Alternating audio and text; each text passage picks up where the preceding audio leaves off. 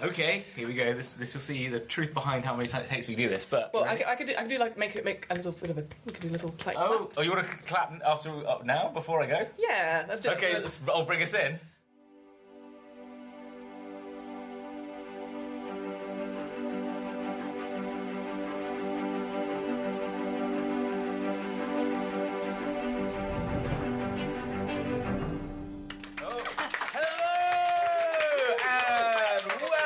To the DM's Book Club, a weekly podcast where we talk about some Dungeons and Dragons and how we might fit it into our role-playing campaigns. Heck, I did it first time. You did? Yes. Well done.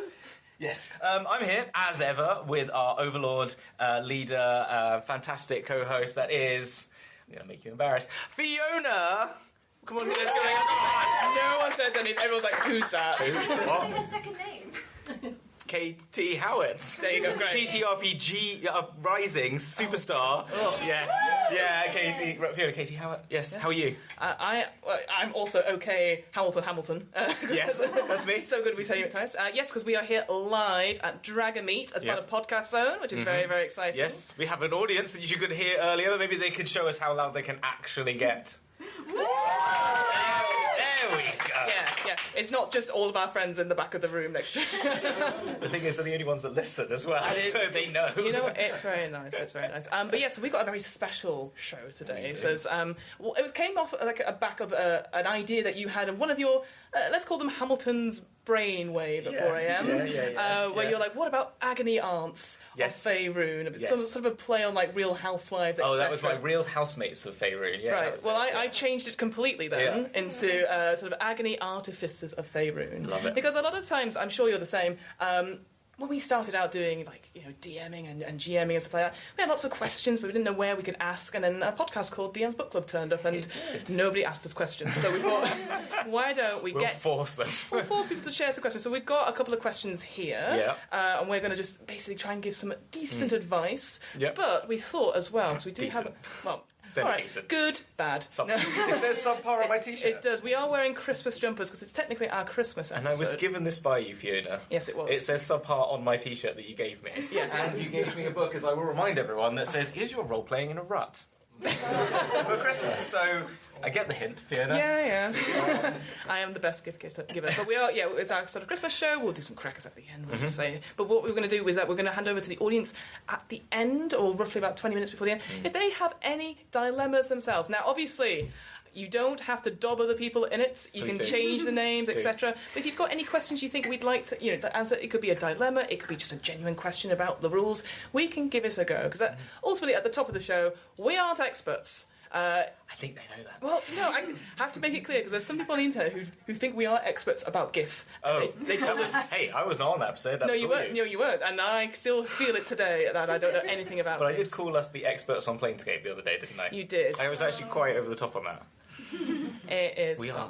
It's fine. So, in order to get the ball rolling, so to speak, I've had a couple of responses, but I thought, because technically, it's not an actual play, our show, but we thought we could roll a d20, and we'll get that, whatever that response is. It's very chunky dice. It is from Rune Fable downstairs. Sparkly and multicoloured. Yeah, exactly. Ooh, what's happened there? That is the natural 20 sign. Oh. It's an unlucky for some 13. I didn't ask you to roll yet. No, I'm kidding. You gave me dice. What else am I going to do? I did. Okay, number 13. Well, I'll go from the back one. Okay. Now, also, I'm aware of one person who submitted a lot of stuff, and so some of these might not be real dilemmas. They might be fictional. Just to preface this, so it goes... Okay. So, I, in brackets, large dragon, 394 years old, I'm seeking a princess for mutual arrangement. How do I find someone suitable without coming across as a creep? Holy, starting heavy duty here. Okay, I've now got to get myself into the mindset of how was it, ancient or young or it says large dragon. Large. I think adult. Adult. It's 300. It does not clarify. Okay, so I don't know what fire breath or ice breath it might. I think it was seeking a princess. Probably some. It's maybe we don't know the alignment of it, so probably. No. Well, I'm going to assume good. I assume the good in most people. Okay. How sweet am I? No, that's so not true. No, okay. Well, I was just thinking, if you are an adult dragon, you've got quite an impressive breathing technique. but I think you don't want to just come off as showy. No. No. Because you could be a bit showy. With Yeah, it. yeah. And it is dangerous. Always look after yourself and be careful if you're... And your princesses as well. And your princesses if you're ever using fire. But I thought maybe you could go down get a few of your friends together and sort of... Wingman. Yeah. Hey, there you go. That was terrible, guys. And you could sort of put together a bit of a show where you can use your fire breath to sort of save the day, or like, this bonfire won't start. Oh, Jeff, can you help us again? Oh, of course I can. And then you can start the bonfire, and they'll be like, oh, how impressive. Wait, are you saying that they go out looking for these opportunities, or do they set those opportunities? Their friends are helping them set them up. Oh, wait, so I see the friends are setting the fire to the town. No, not the town, just a bonfire. Okay. Nobody's dying. Fiona, it's not one of your horror games. This is just normal, happy people. Oh, okay. I think from my point of view, seeking a princess for a mutual arrangement, I think that's quite tricky in today's day and age. We don't really have that many princesses going around as much. It's true. So it's very true. I feel like, the cost of living, cost of princesses, skyrocketing. Yeah. Yeah. I hope that dragon hoard's good. Yeah, well, maybe that's it, a nice dowry for said princess. Okay, yeah, so we're back in the old days now again. Wow. Look at that, destroyed my base reality there. No, I think what I would say to Large Dragon 394 is, princesses is a high aspiration. We can all sort of put that into the world, like I want to be with a princess. I wonder whether particular for a princess. Yeah, well, that's it, right? Because there's all sorts of people out there. It says mutual arrangement. Maybe this guy is someone who likes to set up traps. Or she, or whoever, yeah. Yeah, and this dragon is wanting to get the princess to set up a fake... I've trapped the princess to capture someone who's been terrorising them. For, like, the insurance policy. Okay, yeah, maybe. Yes, yeah. Well, what would your big advice then? I feel like to find someone suitable without coming across as a creep... Oh, it was, we've kind of... I guess... I think ultimately... Just be yourself. Yeah. Yeah. Be a large dragon. I mean, that's the answer, isn't it? Yeah, be a large dragon. It's true. Like, I feel like, we're always seeking for that perfect person, the perfect princess, etc. And there's always that, princess is in another tower, blah, blah, blah, blah. Actually... That thing? No, but, like, what is princess? Like, it could be anyone, Yes. Yeah. Yeah. Yes.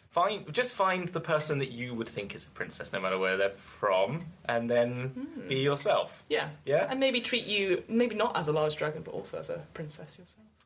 Oh, that is sweet. Yeah, a slight round of applause, but like nothing. So it's okay. Cool. All right. I'll roll for the next one then. Sometimes someone who last dated when they were in their teens, I'm probably not the best person to give advice on. Oh, it's a 10. Yeah. Okay. Sorry, it is a 10. Hi guys, how would you go about getting your regular D&D gaming group to try a different RPG? Oh. I have so many tabletop RPGs just waiting to be played, but my group would much rather stick to what they know. Any thoughts? Well, you go first. I went first last time. What do you think? The way... Because you're the one who plays all the games Yeah, as well, so you know what my big thing is for that? It's start a podcast. Easy. It's so tricky because I feel like, people like sticking to what they know. And my big thing is always, it's easy to get people to play a difficult board game than it is to play an easy role-playing game. Yeah, maybe. Well, no, because you're like, we'll play this as, we play it as we go, which is terrifying in itself. But then it will end. And you go, well, we'll never have to play that again, that's good. Whereas the role-playing game can go up and down and go, so the real experience comes if you do it 2 or 3 more times and then we get to the end of the story. But if it's rules light, that's easier to sell, I think, than if I was going to say, let's play Twilight Imperium. And I get out this box that's about this big, and I go, well, let's play Mork Borg. You only need a D20, and that's about it. I think that might be easier. But I feel again, there's that other elements of, like, role-play. That's the big one, right? So, yes, 100%. Whereas, unless you role-play Twilight Imperium when you play it with your partner. If you're playing it right, you should be. Yeah, exactly.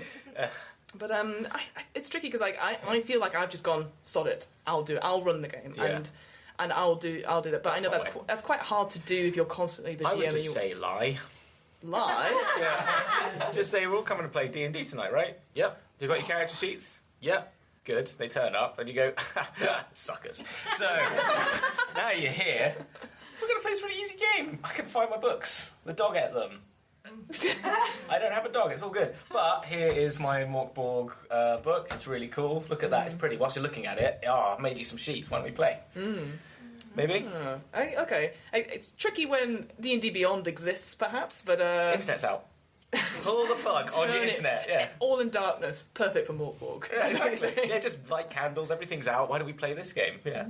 Okay. I think themes are good. But being honest, though, I think themes are a good one. So if it is Halloween, you could be like, hey, we always play D&D. Why don't we try something that's like horror-themed? Or, or the other one I think is quite good. I'm going to steal an idea from Anne here. Is that, hey, you like this movie, insert Mean Girls, for example. Why don't you play a game called Mean Girls? For example, and then you could do that. So take on what their interests are outside of TTRPG, and then use that as a bit of a carrot on a stick sort of thing. Yeah. So the milestones, because that's kind of what happened when I started playing Cult Divinity Lost. They were like, it's like Hellraiser, but Matrix, and I'm like, I like both of those films, and then it's now my new personality when I'm playing D&D. Like in The Simpsons, ooh, a sweet, that sort of thing. Ooh, a penny. Yeah, exactly. And for you, it would be just like, ooh, creepy horror. Yeah, I'll play. I think the other thing as well is that I have so many different tabletop RPGs that just wait to be played, but my group would rather stick to it. I think then you need to do that sort of like, are you wanting to play or are you wanting to run? Because I think that's the thing you were saying is like, you could just be like, okay, you're at my house, we're playing Morkborg at my house. But if you want other people to run a game for you... Oh, bloody hell. That's a difficult... Yeah, there's a size in the audience there. So then you just got to... find new friends at that point. There's too much social awkwardness. I couldn't It's easy to find new friends and ask old friends to run a game for you. Or you kind of hint at them enough to do it, like you with the Planescape one, where I was like, we could do this Planescape adventure they just brought out. Yeah. Can we, Fiona? Oh, I see you. You're referring to the actual play. And then I sort of was like, I could be the player, maybe. I don't know. You could do that. Yeah. It's not one way. Just be cheeky about it. I guess for me, it's all about like making sure that people are. So there's lots of photographs going on of me. And there's clearly something going on. Last scene. She killed 30 people. But for me, like, I feel like you need an excuse in quotation marks, but like, it's my birthday. Oh yeah. Someone else run it. It's my anniversary, or I'm tired. Okay. Please run this game for me. Again, I just wouldn't have I wouldn't do that. I think you just got to accept if you want to play a game, you're going to have to do what you need to do that. And if that means running it, maybe you need to do that. Yeah. Or find a group. Like the other thing is, like there's a Thirsty Meeples near me, and they always have advertisements for loads of different games going on, and people at Thirsty Meeples who, I don't know if people know that, but it's like a board game cafe. There's one in Oxford, there's one in Bath, and they have people there who are called, not experts, they've got a funky name for it, whatever it is, and they will come and teach you the game. So if you go to a place like that, like they do with board games, they do also the same for small role-playing games, but they also have nights where they have people who run them, and I signed up, but I don't have the time to run games for people, and so, because everyone knows I don't have the time. So, but that is another option, as in go to one of those places, and you'll find people possibly there that might run you a game. There's probably friendly local game stores. Yeah. Because the people behind a friendly local game store shop are eager to tell you about all the other games, and so I'm sure one of them might be able to. Yeah, we definitely have stuff like Meetup, and they obviously Roleplay Haven in London. I used Meetup to get my first D&D group as an adult. That's how I did it. Yeah, as an adult. I played it when I was a kid. Right. Yeah. That's so funny. Yeah. I know.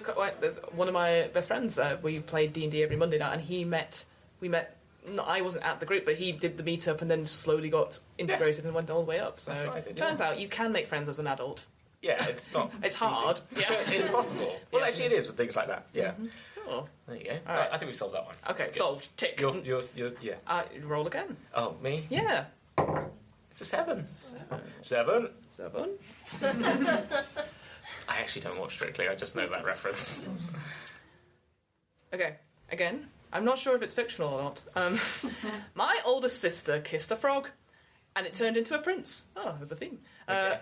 He thinks they're in love, but she's been seeing other amphibians on the side. How do I break it to him?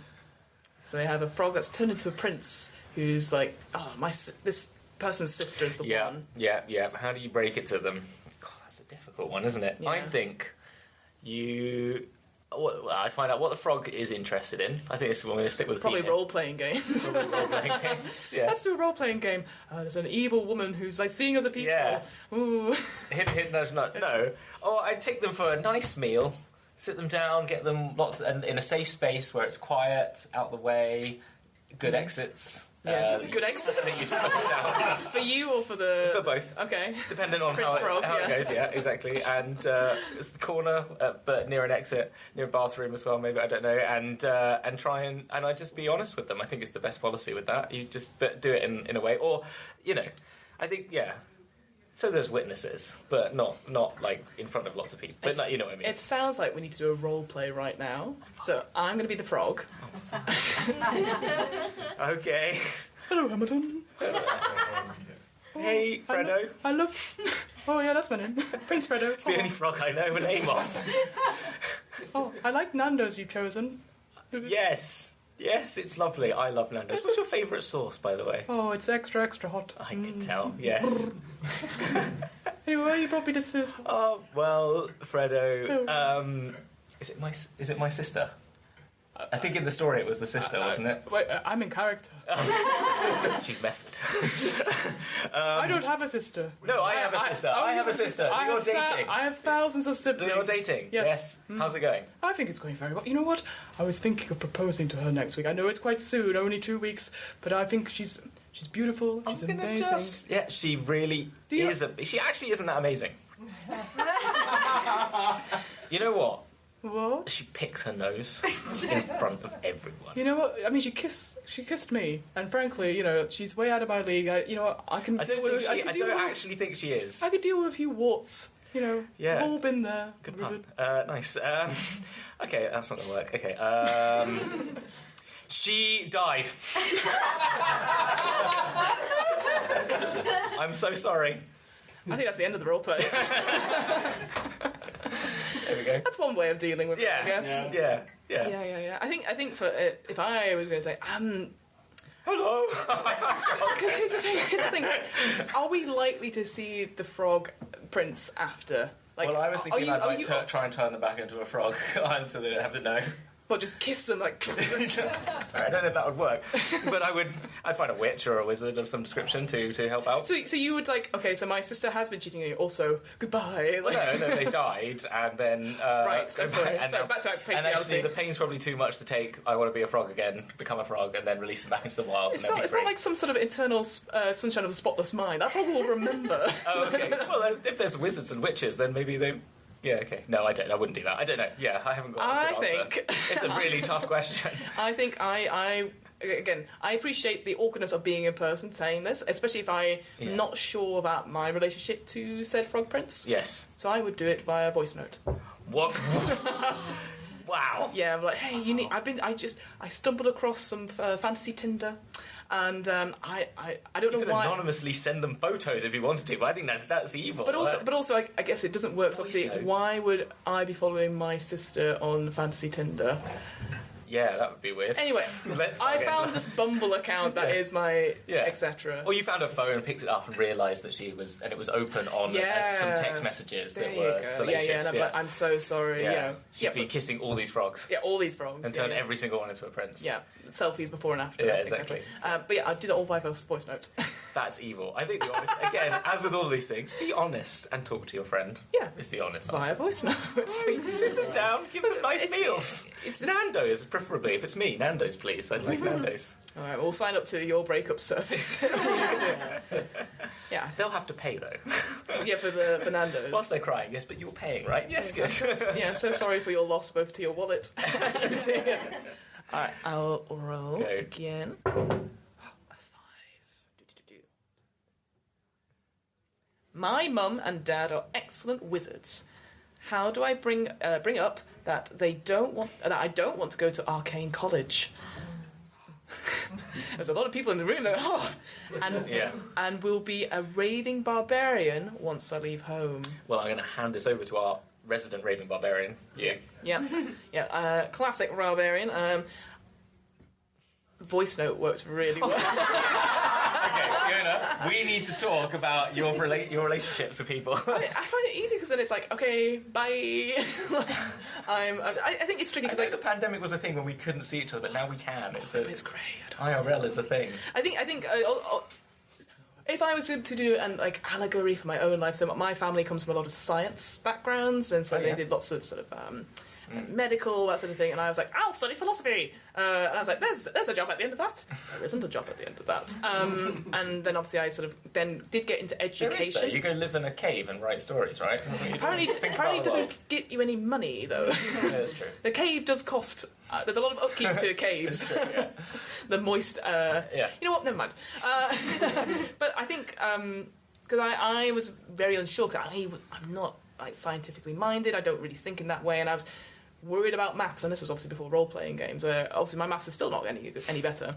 But when I said to them, I don't really think I'm... when we were talking about going to colleges and stuff like that, they were very, very supportive about what I wanted to do. To the point where now, no doubt after this episode goes out, my mum will message me going, it sounded that you and Hamilton and the audience had fun. I've already put that, so she'll send that to me now, obviously because it's in the thing. But it's like, she doesn't have to...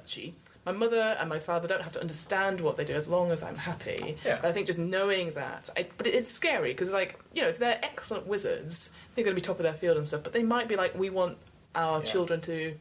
But that's a big... Yeah, that's the thing as well. Like, they might understand... I think, hopefully your parents' understanding will let you be what you want to be. Mm-hmm. I was fortunate enough on one side of my family to have that. Yeah.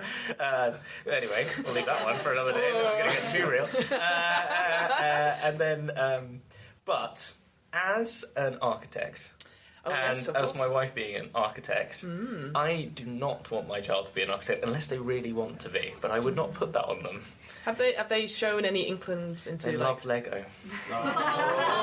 But making robot dinosaurs, so I'm trying to push it in be in the tech industry, or be a paleontologist, don't build buildings. It's when the building's built, it's a home for the dinosaurs. Damn it! Yes, damn. So I can understand, but I think, yes, ultimately, hopefully your parents do that. If they don't, and they are against it, you can just... you don't have to listen to them. It's as simple as that, really. Yeah, I guess it depends on how your relationship is with them. If they're very much like... But how do you... But how do you tell them? I think you just, again, don't voice note it. Don't listen to Auntie Fiona.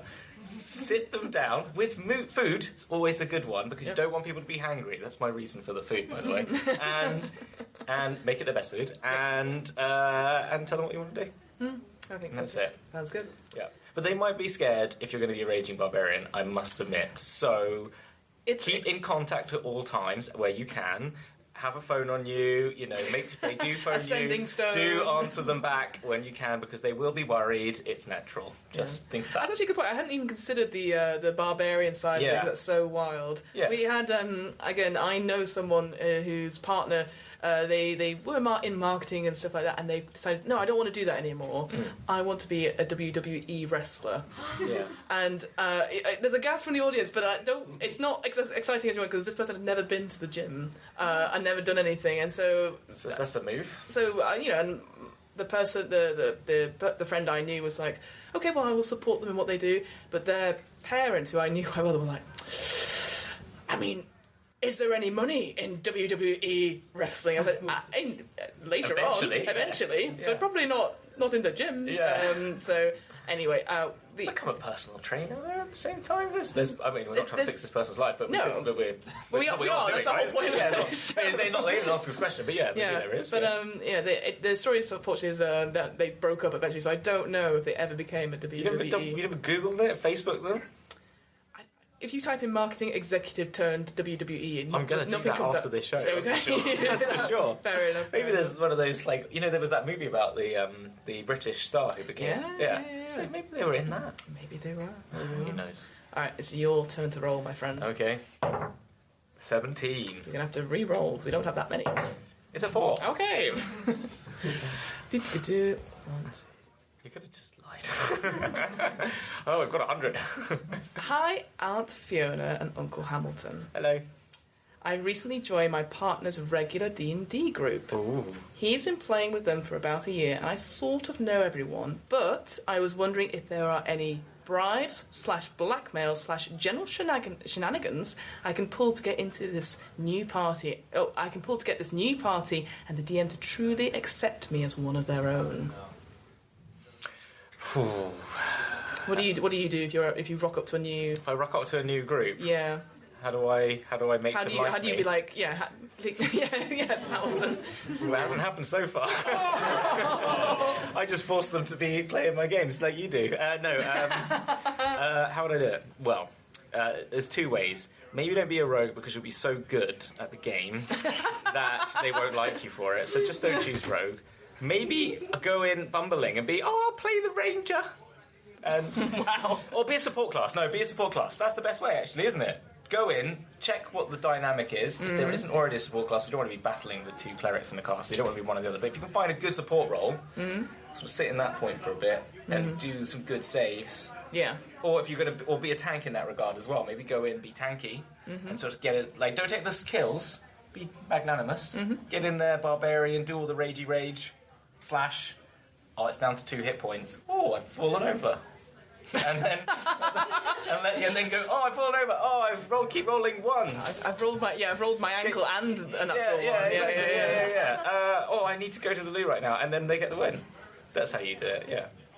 See, the inner barbarian in me is like, I need that win. I've done so much to go down. I think, for me, like, obviously snacks are always good. Being the snack person. Yes, that's General- good. general That's snack- good. Again, food. Yeah. It's the It is the way goes to past that people's heart on the way hearts, down. yeah. I think general shenanigans, though. I mean, you've played with me. You know that when I rock up to a game, I don't really have a plan. Yeah. But I will read various like accoutrements on the table and go, that is my character name. Yes, I know. Yes, yeah. Very much aware. Yes. So I think that is enough to be like, this is the kind of character I'm going to Yeah, be. be kooky as well. Well, kooky in the sense of like, this is, and go from there. I think there's a different thing to be like, I've got a set character. I think knowing the rules helps. Yeah. Like, just being able to ask questions and knowing that time. Yeah. But if you're willing to, if you sense, especially if you've been playing for a year, if you can sense the tone of the group, it's like, we're super serious. Yeah. And they're like, well, Collapsy thinks, Yeah, exactly. we should go into the tavern. But then, if you can find that vibe and connect someone, I always think having a connection to someone else's backstory That's is a good helpful. one. That's a nice one. They give you a bit of an in. Yeah. I'd also say if you want to make friends with any TTRPG, go, so tell me about your character. That is an instant win, right? I mean, you might be there for a while, but look interested, sound interested, say right things at the right time, and they might be your best friend for life. Did I ever tell you about the one time I did do that? Okay.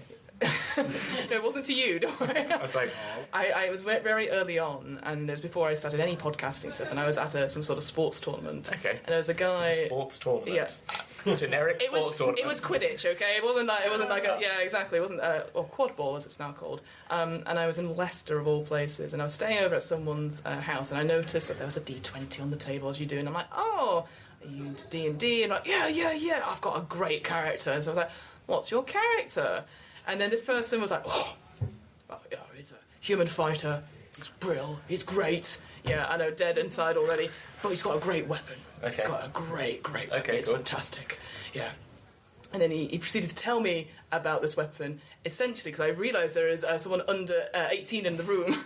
It is a sword in a phallic shape. Okay. And it had a +1 to bludgeoning.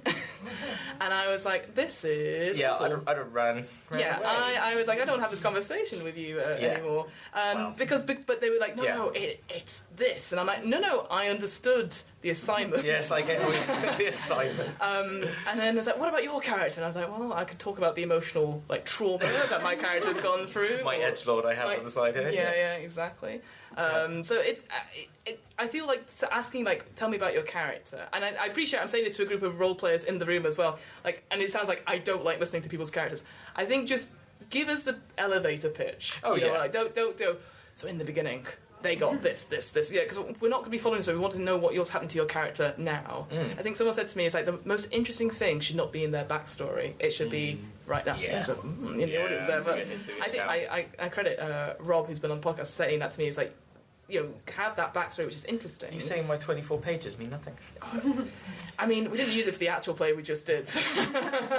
But it was interesting to think that about, like, what should be interesting is that you can do, like, they're a tabaxi warlock, blah, blah, blah, blah, but here's the most interesting thing that happens to them recently, and that's the hook. That's why it should be rather than like, oh, here's all the stuff that I wrote before that gets into the game. No, So- exactly. That's fair. Okay, so ask them. So don't ask them about the character. Say, how's your character doing at the moment? Is that the answer? Is that the question? I like that. So Yeah. Okay. my character's. How was your last session? Yeah, how was the last session? Yeah. What did you get up to? Yeah, there you go. It'd also be a good test to see if they've made any notes for their Yeah. as a I DM. don't know. Yes. But yeah, so I think general shenanigans, blackmail. I don't think you need to blackmail Well, it's sweets people. and treats and Oh stuff, yeah, of course, Yeah. that's right. Yeah. Yeah. But also like, Or maybe bring some minis, dice if you've got skills. If you've got skills that they Yeah. don't have, maybe like it's not on the table. Maybe those sorts of things. Like if you're into that sort of thing, maybe that's a good way in. maybe even like offering. I know it's scary. Offering for one shot of something. Of that other game you want to play. Yeah, or the other game. Yeah, it's weirdly the same person that's responding twice. But I feel like offering that, certainly if you notice that, if you want to get in with the DM in the sense of like, how's it going? Do you have a break coming up? Because I'd love to play, and like just being that keen person 100%. and being engaged in the story as well. I feel like sometimes you'd like I've said it to you. Sometimes I'll do my big sort of recap, and then I'll be like, is there anything else I'm missing? They go, no, I think it's all good, and I need you to be like, I can't wait to start. Yes. I need you to be big characters, Yes. especially when you're online as well. It's very difficult. Yeah. But I do know from my players I waffle on for a long time, so I do expect them at the end to be like, yeah, okay, I'll take it. Do a Look quiz. to no, I just assume that they'll get it. They'll Yeah. be fine. Fair. It's your turn to roll, I think. no? Yeah. We've already had that. I'm wait. lucky for some. A It's the first 13. one. Oh, it's the first one. See, you remember this stuff. 6. A 6. Okay. So I've got to count, guys. It's all right. I am a cleric. And whilst I love what I do, my friends have been getting getting rowdy at the local tavern regularly and guilted me into using my magic to heal, in quotation marks, their ailments, Yeah. in quotation marks, Poisoning afterwards. effects, conditions, yeah. How do I stand up to them? How do you stand up to them? Oh. Well, did you go first or did I go first last time? I can go first. Get new You go. friends. It's like, I mean, they're using your service, like something that is divinely given to you by a deity. Mm-hmm. It shouldn't be, it's funny to use Lesser Restoration once to be like, Yeah. bring them out of the stupor, but Yeah. you're doing it every If it's session. important, like you're hungover and the dragon starts attacking the city, maybe it's okay Oh, yeah, to de-hang over absolutely. people. Yeah. But also look inside yourself and think: have you ever? What do you do for them? What have you done for them? Maybe you've done. Maybe they've done. What have they done for you? Sorry, like what have they done for you? Maybe that Rangers helped you find your way home when you were drunk. You don't know. Mm-hmm. Or the rogue has. You really, I don't know, stolen something for you. The rogue has not done anything The rogue's bad, definitely yeah. done nothing for you. Don't worry about them. Leave them. Well, don't leave them. They're the best.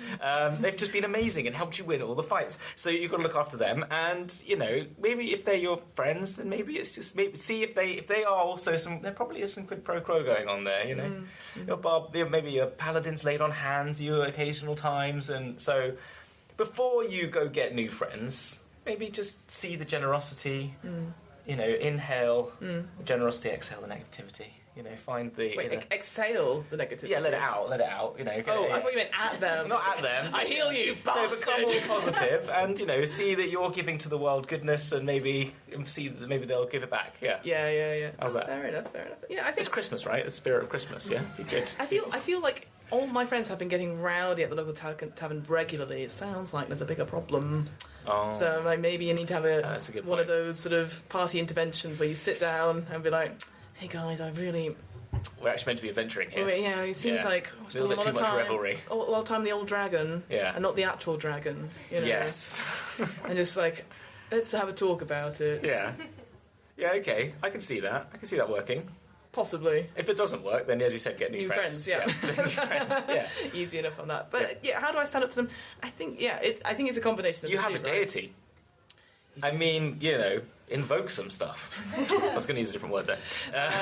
Invoke something, Have like a Do the Gandalf bit where he's like, I am no conjurer of tricks, get into that state. you shall not pass Yeah, out. exactly. That's what I was thinking. Yeah. No, but sort of like, be the kind and nice and all that stuff, and if it doesn't work, remind them you've got God at your back. I mean, you could obviously, depending on your level and stuff, you probably can take some, Toll the Dead, like get up.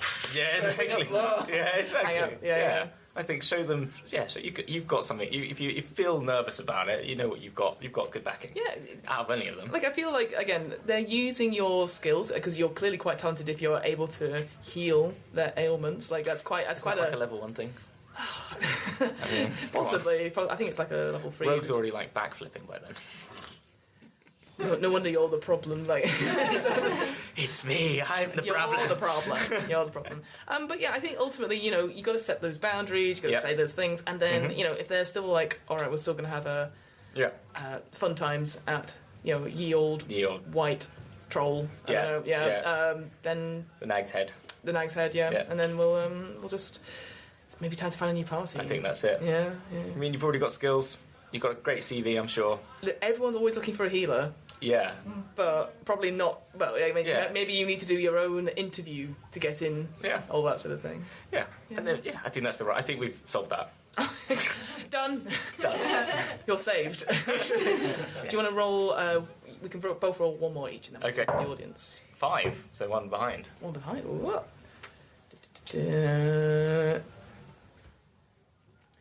That's a long one. It is. Dickens over there. I know I'm known for being a very busy person, but I love playing role-playing games and I'm quite knowledgeable about them. Fiona, did you write something? No. Recently, a friend of mine picked my brains for a system that I previously ran for them as they wanted to do a trial game, which would hopefully lead to a full campaign.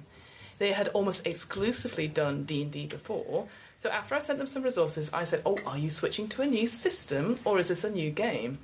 They then got super embarrassed and secretive and said that they were planning on doing an in-person podcast using the system and would have asked me to join, but you always seem busy. I was a bit put out by this response. Whilst I appreciate I am busy and in all likelihood would not have been able to commit to anything long-term, I would have still liked to have been appreciated for being asked. I also feel that whilst I am good enough to know about the system, my friend didn't necessarily feel that I was show-worthy material to be in the game/podcast and didn't want to hurt my feelings, so they pulled the busy line. I know the easiest way of dealing with this is just to say I can make time for games and keep me in mind and get over it, but I'm not sure how to process my feelings about it. I'm a bit gutted about the whole thing. Well, boo their friend. Yeah. I think... I'll go for this then. Yeah. I think that they should say, not by voice message, to their friend, the honest truth. You're never going to get a proper relationship if you don't go through those processes and actually say what you're feeling. And if they're feeling that way, this person who wrote in, then they should... They definitely did. Yeah. Then that they've actually hurt their friend's feelings, and but don't do the guy who's broken down the side of the road who gets angry before he gets to the front door, because you don't. As in the story, as a little allegory. The allegory is a guy breaks down the road. His tyres burst, puncture. And he can't find any of the kit, and he has got no spare wheels. So he sees a farm, and he goes to the farm. And as he's walking there, he goes, "Oh, you know what? I bet they're not. They're not in. I bet if they're not in, they don't even have a thing. I bet they're not very nice, actually. I bet they won't even help me. You know what? By the time they get to the front door, they're not going to go, oh, fuck you. I'm sorry. Fuck you. Sorry. But they open the door, and they swear at them, and the person who's opened the door is like, what was that about? And so don't preempt and presume, because maybe they do honestly think that person is busy, and maybe that is the honest truth. But so preface it with that. Preface it with the fact that, maybe that is what you feel. Maybe that is what it is. I just want to let you know that, that's how it's made me feel. Mm-hmm. And I would like, if that's the case, it'd be good to talk about it. Or we don't even have to talk about it, but you can come back to me at a later date. But it'd be nice for you to understand that. And it would be lovely if you did actually ask me, even if you know that I'm busy. Because obviously you'd know I'd want to be asked, and we're good friends, I think. Yeah. Question mark. Question mark. That's in the text you said? Yeah. Makes it more light-hearted by joking about the fact that you can't inflect. There you go. Yeah. I think it's true, because I feel like, as both of us are very busy people, yes, but we don't actually get asked that often. I think either we push ourselves onto other people's shows, or apply to casting forms and stuff, or it's something that we run. Yes. We rarely get asked ourselves. Boo us. Yeah, but yeah, so sad. But I agree. I think it's always nice to be asked. It's not true. Actually, someone did ask me recently to be in something. Good friend. But that's it. It's about this, getting into a space like that and just being completely open to those things. Like I'm the same. Sometimes I'm like, God, I wish I was on this thing. Da, da, da, da, I'm like, well, I need to look like I'm open for it. So whether again, it doesn't say if this person is a content creator or anything like that. They're just very knowledgeable about RPGs. But they have to say to people that, because unfortunately, people aren't mind readers as much as I would love it to be. Well, that's the other part of it, is preempting it, and the other side, they're preempting you. So, but if you're going around all the time going, I'm so busy, I have no time for anything, then maybe that is the impression people will get. Yeah. So if you say, but if someone ever wants me to play in a game, oh my gosh, how amazing would that be? Because then I don't have to do all the DMing, and you could even preface it with the fact that I'm so busy, I don't want to DM, but I'm so busy, I love to play, because turning up to play, my gosh, you players have it so easy. Yeah, you don't have to think of too much. I think it's always I find it so. It's not true. You do a lot of hard work. I love you and respect you and appreciate you so much. You know I don't mean it. I'm saying it for comic effect. Yeah, I feel like because I'm the same. Like because I have to tell people now. So I'm always like improv, and they're always like, oh, can you come and check this gig? Can you do this? And I'm like, you need to give me at least a month's notice. Yeah. But I'm always interested. I'm always like, thank you for keeping me in mind. I'd love to. And then if I can, I try and go along to another show or try and be a part of it and just be like, oh, I saw the thing that you did. That was really cool. Or like if it's watching a vlog or something afterwards, I can be like, oh, I really enjoyed that. And just being engaged with it. This is obviously from a content. That's being a nice human being. It is, but it's also like content being like, I am available. Yeah. So I think sometimes like people go, I want to be invited on a show. I want to be this. And it's like, what? Yeah, but what do you provide? What do you do? Like I hear this person's like, oh, I am knowledgeable about stuff and I can play the game. So would be a very good player to have to be like just check the rules and stuff. But maybe they don't have the performance side of it. That again, maybe there's a little acorn of truth in that. But that's okay. I think just be like, hey, so I'm not this, but I'd love to help in another way, and just being open with it. Especially I think it could be story beats. Exactly, and I think it could be either side of that fence. It might be that the person that they're friend of is like, I've been invited by someone else. It's friends of friends. Yeah. There's already 5 people. I'm not the DM, or you know what I mean. So I can't. It's not my place to ask someone else. But I'll say I thought of you, but you're probably busy because actually there is no space and I can't ask you because it's not actually my thing to ask. Yeah. But hey, they asked you. Yeah. I thought of you. They did not go, oh, I'm going to play in this other system I've never played in, and they didn't ask you, which would be even worse, wouldn't it, for that person? So, that's what I think. That's what you think? Yeah. Done. Yeah. Next stamp. All right, we'll do the last one. That's a 15. That's the one. Okay. Which is your favourite Baldur's Gate 3 companion? And why is it Astarion? Well, it's not Astarion. Who is it? I've forgotten their name. Shadowheart. Why? Of course, why is it Shadowheart? I'd rather not say. I'm joking. Seems really nice and totally not like she's got some hidden secret. Like Astarion has, is that what you're saying? Yeah, but Astarion's so obvious. It's way too... He knows he's good looking. He knows what he's doing. It's too much. It'd interfere with my sense of self. Are we not all Astarion? Yeah, no, we know we're not, because we did our face swap on all the Astarions, didn't we? We realised that Dan is the only one who looks good as an Astarion. Yeah, so that is very I realised true. I realised my place in the world. It's fine, but Astarion would take too much of the spotlight away from me. Oh, yeah, main character syndrome. Yeah, exactly. Yeah, but we're all NPCs in Astarion's world. Yeah, exactly. That's why. Yeah. Mm-hmm. Yeah, I think that would be the same for Shadowheart as well, but I don't mind. She also has like a deity with her as well. Yeah, exactly, which I'd have to... I don't mind. It's fine. You don't need to talk about it. Yeah, we don't need to go into it. But why is it Astarion for you then? No, it's not Astarion. Because it's not, is it? No, it's not. It's Gale. Yeah. Gale. He's just a nice nice man. He just likes eating magical weapons and items. He's totally not creepy. No, he's not. Yeah. Like, you meet him... Okay, it depends if you played the game or not. I appreciate... Maybe people might not have played Baldur's Gate 3, but you meet all your companions and you can choose who's in your group, essentially. And I feel Gale's introduction is the most interesting out of everyone, because he just appears from a portal and it's like, hello! Yes, exactly. Were you on that ship? Ha-ha! And you're like, oh, and he goes, great handshake. I'm also dying. Yeah, exactly. Yeah. That's as it is.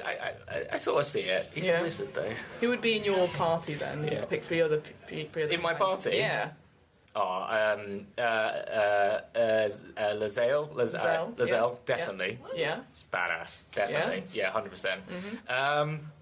Will's pretty badass as well, to be honest. Will is badass, yeah. And he turns up in the best way out of all of them, I think, actually. The several times that we play that combat, when Will shows up, and Will just decimates everyone, and we're like, we're coming, He's Will! MVP, so that's why I'm like, the difficult terrain! I think I'd go for, I think Will's there for the actual, combative part of it, the actual do things bit of it. Yeah. And Lae'zel does well, but Lae'zel's way too intense. You know, it's like, oh my gosh, chill, okay? You know, it's fine. We can sort this out.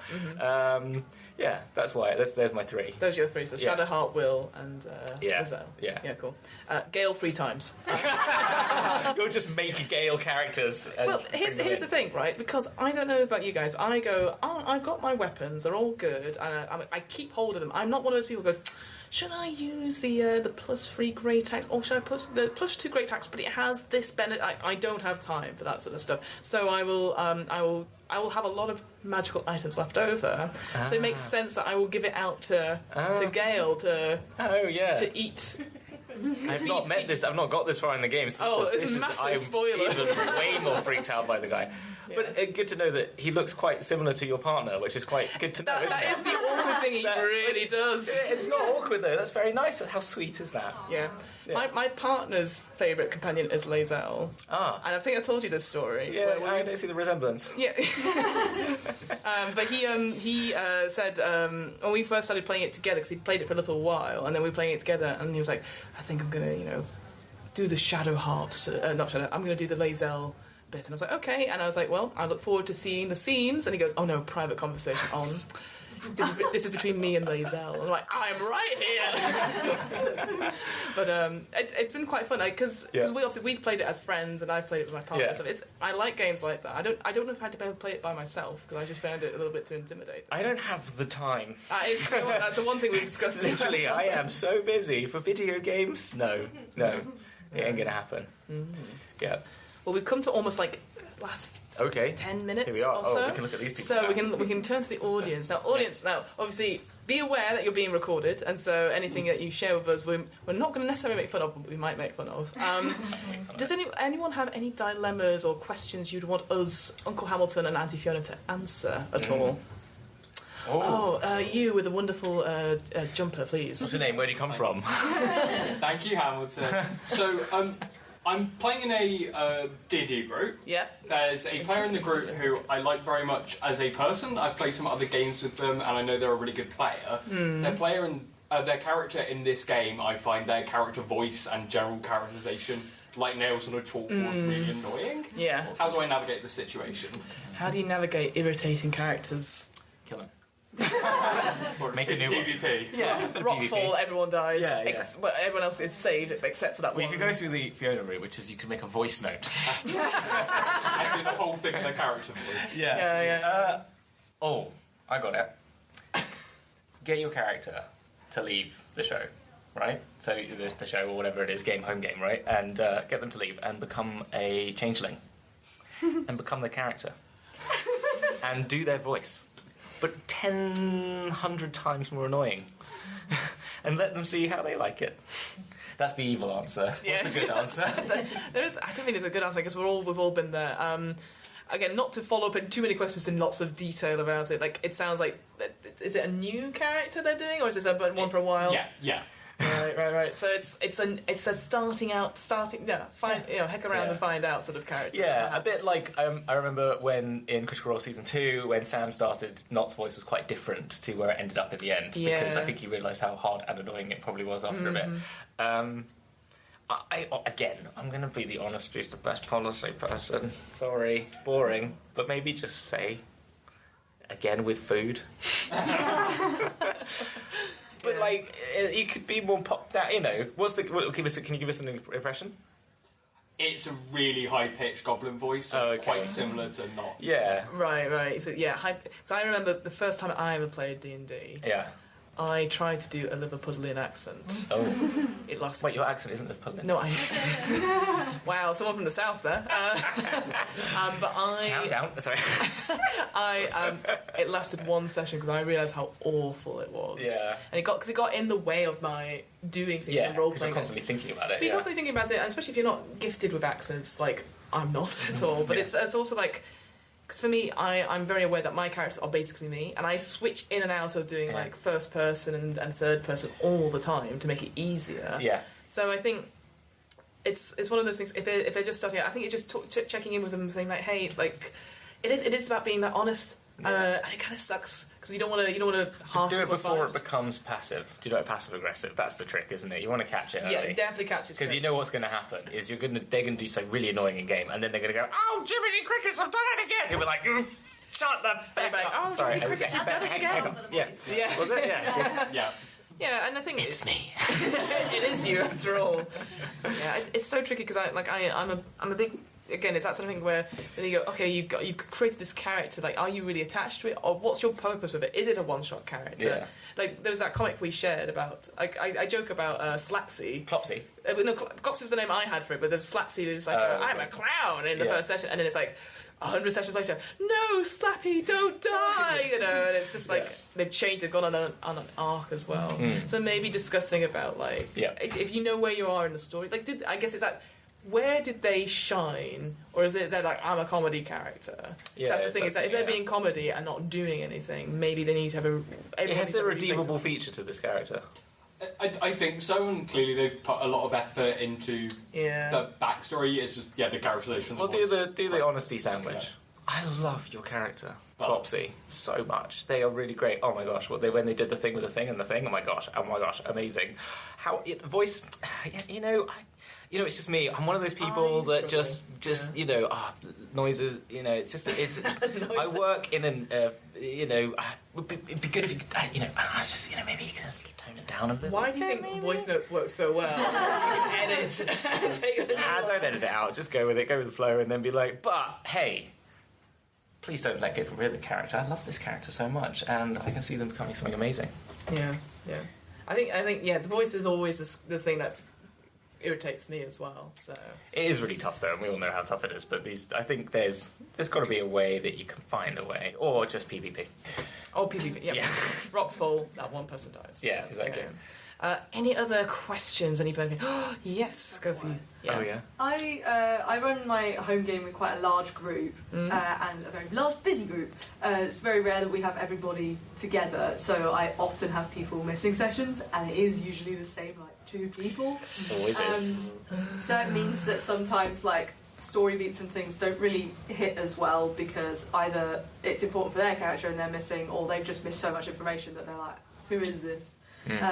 So I don't know if you think of any ways of crafting stories that doesn't matter so much, or if there's another solution to that sort of thing. It's really difficult when you have a core group of people that you kind of need for we're about to go into the next big story. Everyone needs to be there, and then if that person's not there, it kind of affects the. It really is hard because it depends on the